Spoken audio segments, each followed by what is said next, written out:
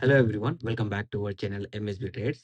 Friends, ఇవాళటి analysis మీకు చెప్పబోయే ముందు, ఇవాళ అనాలిసిస్ ట్రేడ్స్ అండ్ టార్గెట్స్ గురించి మాట్లాడబోయే ముందు, రేపటి అనాలిసిస్ చెప్పే ముందు ఒక చిన్న లాజిక్ ఉంది మార్కెట్లో, అది చెప్తాను. ఇది మీరు కళ్ళు మూసుకొని ఫాలో అవ్వాలి.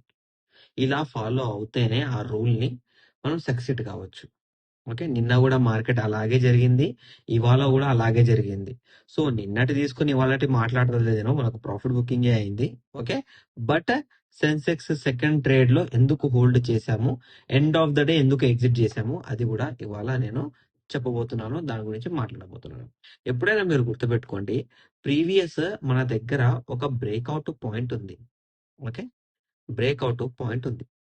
మార్కెట్ ఏం చేసింది అంటే, ఆ రోజు ఇక్కడెక్కడో గ్యాప్ అప్ చేసింది. ఓకే.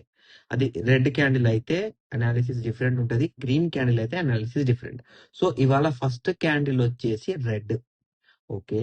రెడ్ అనాలిసిస్ మనం ఏం చేసాము, రెడ్ క్లోజింగ్ బ్రేక్అవుట్ కదా, మనకు బ్రేక్అవుట్ పాయింట్ ని మనం మార్క్ చేసుకున్నాము. అండ్ ఇలా మనము బ్రేక్అవుట్ పాయింట్ ని మార్క్ చేసుకున్న తర్వాత మార్కెట్ ఏం చేసింది అంటే, ఆ బ్రేక్అవుట్ పాయింట్ ని బ్రేక్ చేసింది. అంటే రెడ్ కలర్ క్యాండిల్ ని బ్రేక్ చేసింది.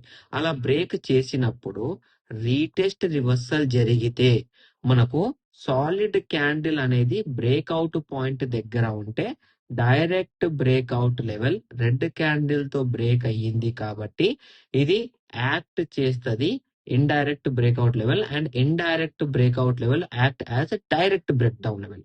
సో ఇలా ఉంటే మార్కెట్ లో సెల్లింగ్ అనేది కంటిన్యూ, లేకపోతే ఇలా ఉన్నా ఇలా రెడ్ క్యాండిల్ క్లోజ్ చేసినా సెల్లింగ్ కంటిన్యూ. అలాగే ప్రీవియస్ బ్రేక్అవుట్ అయినా కానివ్వండి, బ్రేక్ డౌన్ లెవెల్ అయినా కానివ్వండి, same scenario. Break down point ఉంది, అది గ్రీన్ క్యాండిల్ తో బ్రేక్ చేసింది కాబట్టి రీటెస్ట్ రివర్సల్ అనేది రీసెంట్ హై లెవెల్ ని బ్రేక్ చేయాలి. అలా బ్రేక్ చేయకపోయినా అక్కడ సెల్లింగ్ అనేది రాదు, ఇలా ఇక్కడ బ్రేక్ చేయకపోయినా బయింగ్ అనేది రాదు. సో సారీ, సెల్లింగ్ అనేది రాదు, అక్కడ బయింగ్ అనేది రాదు. So simple. ఇక్కడ ఇన్ఫర్మేషన్ ఏంటి అంటే, నేను అనుకున్నది, ఇవాళ అంతా మన ప్రాఫిట్ బుకింగ్ జరిగింది కాల్ సైడ్, పుట్ సైడ్ కాదు. ఓకే. అండ్ ఇక్కడ మీరు చూడండి, ఇది నిన్నటి ట్రేడ్. మన రికవరీ గ్రూప్ ఉంది, లాస్ రికవరీ గ్రూప్ ఉంది. ఆ రికవరీ గ్రూప్ లో ఎవరైనా చాలా ప్రాబ్లమ్స్ లో ఉంటే, సార్ మాకు ఇంత లాస్ అయిపోయింది, మార్కెట్ ఎలా ఉందంటే నేను హెల్ప్ చేస్తాను. ఓకే. ఇది ఆ గ్రూప్. ఇది నిన్నటి ట్రేడ్ అనాలిసిస్, ఇది ఇవాళటి ట్రేడ్ అనాలిసిస్. ఇది నా personal group. First trade profit booking, third trade profit booking, fourth trade profit booking. మీరు ఇక్కడ ఒకటి అబ్జర్వ్ చేశారా, సెకండ్ ట్రేడ్ గురించి నేను మన ఫ్రీ టెలిగ్రామ్ గ్రూప్ లో చెప్పలేదు. ఎందుకు చెప్పలేదు అంటే, అది క్లోజ్ చేసిందే 3:8 ఎంత 3:05 కి 3:06 కి. సో టైం దొరకలేదు నాకు, వీడియో కూడా రికార్డ్ చేసేది ఉంది, సెషన్స్ ఉన్నాయి కాబట్టి దాని గురించి అప్డేట్ ఇవ్వలేదు, డైరెక్ట్ గానే చెప్పేశాను. ఇవాళ కాల్ సైడే ట్రేడ్ ఇవ్వడానికి రీజన్ ఏంటి? ఒక ట్రేడా కాదు, 5 ట్రేడ్లు ఇస్తే 4 సక్సెస్, ఒకటి పోయింది. అది సెన్సెక్స్ పోయింది. సెన్సెక్స్ ఎందుకు పోయింది అంటే, రేపు మార్కెట్ లో ఎక్స్పైరీ ఉంది కాబట్టి. ఆ సెన్సెక్స్ కూడా ఎందుకు పోయింది చెప్తాను నేను. ఓకే. ప్రాపర్ గానే ఎంట్రీ ఉండే, బట్ ఏంటి అంటే మార్కెట్ ఇక్కడ చూడండి, కంప్లీట్ ఈ పాయింట్ దగ్గర నుంచి సైడ్ వే అవ్వడం వల్ల మార్కెట్ లో ఆ ట్రేడ్ అనేది మనకు పోయింది. నేను డైరెక్ట్ గా మాట్లాడుతున్నాను. ఓకే. ఇక్కడ చూడండి, ఇప్పుడు ఇవాళ మార్కెట్ అబ్జర్వ్ చేసిన వాళ్ళకి మాక్సిమం మంది ఇవాళ లాస్ లో ఉన్నారు. ఎందుకు లాస్ లో ఉన్నారో అది కూడా చెప్తాను. ప్రతి ఒక్క క్యాండిల్ దాని పక్కన క్యాండిల్ ని కవర్ చేసుకుంటానే నడిచింది, కనిపిస్తుందా? ప్రతి ఒక్క candle end of the day అయితే చిన్న చిన్న క్యాండిల్స్ తీసుకొచ్చి మూమెంట్ ఇచ్చి ఫాల్ ఇలా ఇవ్వడం వల్ల ఇవాళ చాలా మంది స్ట్రెస్ లో వచ్చి మార్కెట్ లో లాస్ చేశారు. బట్ ప్రాపర్ గా చూసినట్లయితే మన లేదా ఎవరు టార్గెట్స్ అనేవి అచీవ్ ఇవ్వలేదు. ఎందుకు ఇవ్వలేదు అంటే, మనము ఇవాళటి బ్రేక్అవుట్ మీద వర్క్ చేసాం, ప్రీవియస్ బ్రేక్అవుట్ మీద కూడా వర్క్ చేసాం. నిన్నటి అనాలిసిస్ వీడియోలో నేను ఏం చెప్పాను, ఈ లెవెల్ బ్రేక్ అయ్యి రీటెస్ట్ రివర్సల్ అవుతేనే హెవీ సెల్లింగ్, అలా కాకుండా ఈ లెవెల్ బ్రేక్ అయ్యి రీటెస్ట్ రివర్సల్ అవుతేనే హెవీ బయింగ్ అని చెప్పాను. ఇక్కడ నా మీద పాయింట్ టచ్ కాలేదు, నా కింది పాయింట్ రీటెస్ట్ కి టచ్ కాలేదు. దట్స్ వై ఇవాళ మనకు ప్రాఫిట్ బుకింగ్ అని నడిచింది. And always market selling complete గా ఉంది అంటే, అది ప్రాపర్ లెవెల్స్ దగ్గర రీటెస్ట్ అయ్యే వరకు వెయిట్ చేయాలి. రీటెస్ట్ కాలేదు అంటే ఇవాళ చాలా మంది పుట్లోను కూడా లాస్ చేశారు. చాలా మంది ఏమనుకుంటున్నారు, కాల్లో లాస్ అయింది అనుకుంటున్నారు, బట్ చాలా మంది పుట్లో లాస్ చేశారు ఇవాళ. ఎందుకు? ఈ మార్కెట్ గురించి ప్రాపర్ తెలియక, బ్రేక్అవుట్ తెలియక, బ్రేక్ డౌన్ తెలియక, ఫస్ట్ క్యాండిల్ అనాలిసిస్ తెలియక, ప్రీవియస్ డే క్లోజింగ్ అనాలిసిస్ తెలియక ఇవాళ చాలా మంది లాస్ చేశారు. బట్ ప్రాపర్ తెలిసిన మనం బయటపడ్డాం. ఓకే. అండ్ ఇవాళ సెన్సెక్స్ లో ఇక్కడ చూడండి మీరు. ఓకే, సెన్సెక్స్ అంటే నేను పెట్టుకోలేదు. ఓకే, సెన్సెక్స్ లో చూడండి ఇక్కడ. ఇవాళ సెన్సెక్స్ లో ఏమైంది? Previous direct break down level ఇక్కడ ఇక్కడ ఈ పాయింట్ కనిపించిందా? ఈ పాయింట్ దగ్గర ఫేక్ బ్రేక్ డౌన్ ఇచ్చింది. సో మార్కెట్ లో ఇక్కడికి వెళ్ళి పైకి వెళ్ళాలి.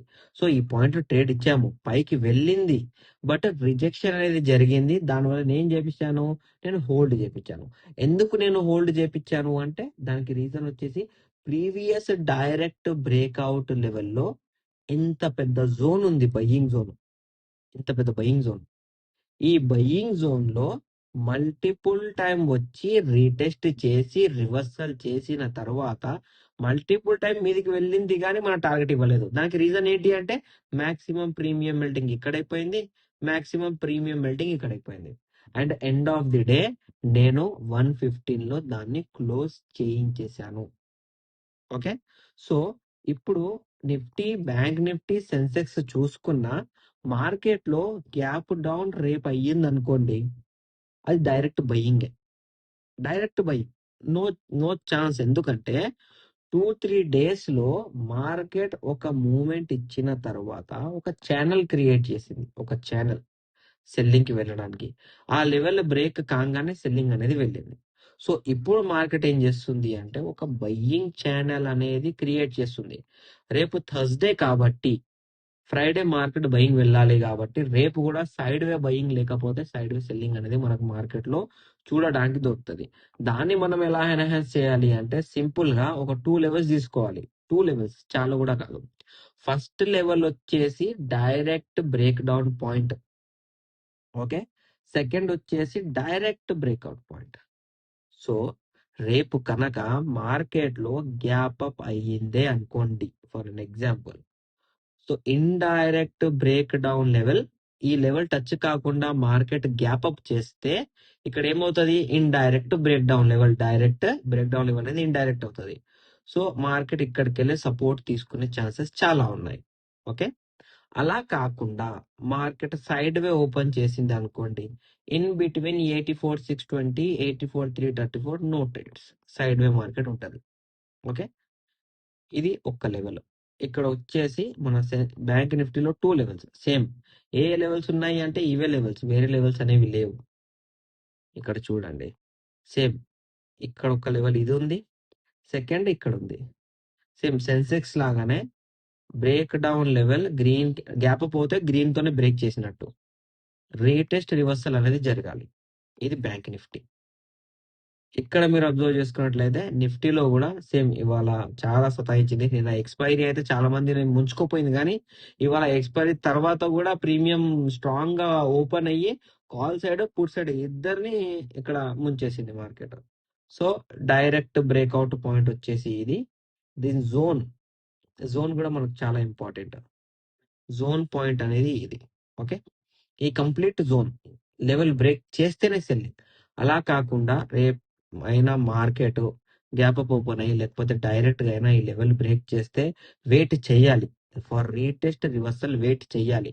వితౌట్ వెయిటింగ్ వెళ్తుంది కదా, ఆ లెవెల్ బ్రేక్ అవుతుంది కదా అని ట్రేడ్ తీసుకోదు. ఎప్పుడైనా తొందరలో మార్కెట్ లో ట్రేడ్ అనేది తీసుకోదు. సో మార్కెట్ సైకాలజీని మీరు గుర్తుపట్టండి. మార్కెట్ గ్యాప్ డౌన్ అయ్యింది అంటే సెల్లింగ్ వెళ్తాదో వెళ్ళదో అది మనకు ఆఫ్టర్ 45 మినిట్స్ కన్ఫర్మేషన్ అవుతుంది. బయింగ్ వెళ్తాదో వెళ్ళదో కన్ఫర్మేషన్. బట్ మనం ఎంత స్ట్రాంగ్ అంటే బయింగ్ సెల్లింగ్ తీసుకున్నా, మనం ప్రాపర్ దగ్గర తీసుకున్నా, మార్కెట్ సైడ్ వే వెళ్తే ఎంత పెద్ద ప్రొఫెషనల్ అయినా కానివ్వండి, దాని లోపల లాస్ అయినా బుక్ చేయాలి, లేకపోతే కాస్ట్ అయినా బుక్ చేయాలి. 100 డేస్ ఒక ప్రొఫెషనల్ ప్రాఫిట్ చేస్తే ఆ 2 డేస్ సైడ్ వార్ మార్కెట్ లోనే అతనికి లాస్ వచ్చేది. అది కూడా minimum, because they all work on, నేను కూడా వర్క్ ఆన్ రిస్క్ మేనేజ్మెంట్. ఓకేనా అండి? మీకు నా అనాలిసిస్ నచ్చినట్లయితే లైక్ చేయండి, షేర్ చేయండి, మన యూట్యూబ్ ఛానల్ సబ్స్క్రైబ్ చేసుకోండి. Thank you for watching my video.